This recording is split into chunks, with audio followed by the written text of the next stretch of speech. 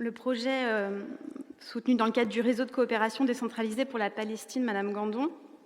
La ville soutient en fait ce projet qui est le centre culturel et social de Al-Boustan depuis 2019, donc on est en fait engagé de façon pluriannuelle. Il s'agit d'un centre d'accueil de publics jeunes situé à Jérusalem-Est, dans le quartier de Silouane. La vocation de ce projet est de contribuer dans des domaines culturels, sportifs, scolaires, sociaux, sanitaires, pour permettre à des jeunes des formations qualifiantes, des perspectives personnelles, pour qu'ils participent eux-mêmes du développement et de la diversification des activités du centre, et ce, en pleine autonomie.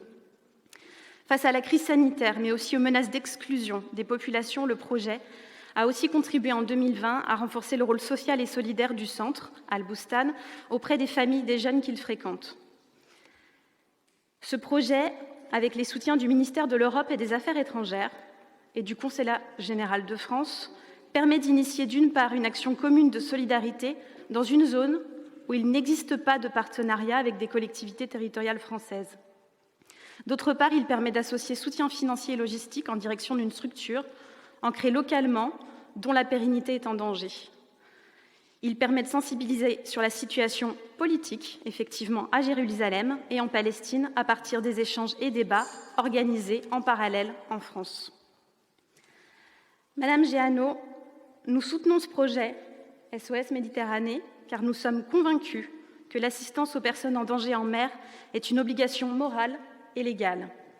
Nous soutenons ce projet car nous sommes convaincus qu'il n'est pas acceptable de laisser des milliers d'hommes, de femmes et d'enfants se noyer chaque année aux portes de l'Europe.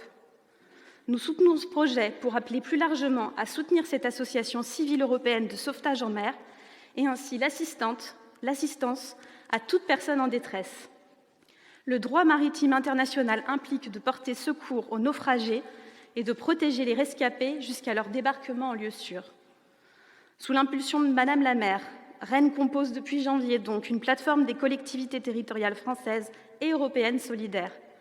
Elle est apolitique, elle est non partisane.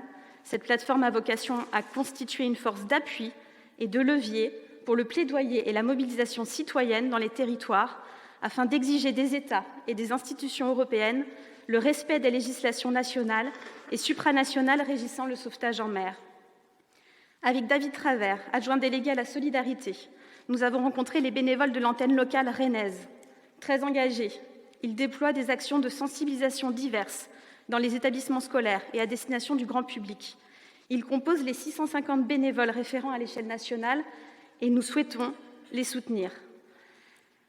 Alors oui, humanité, fraternité, hospitalité, Rennes est et sera des collectivités engagées.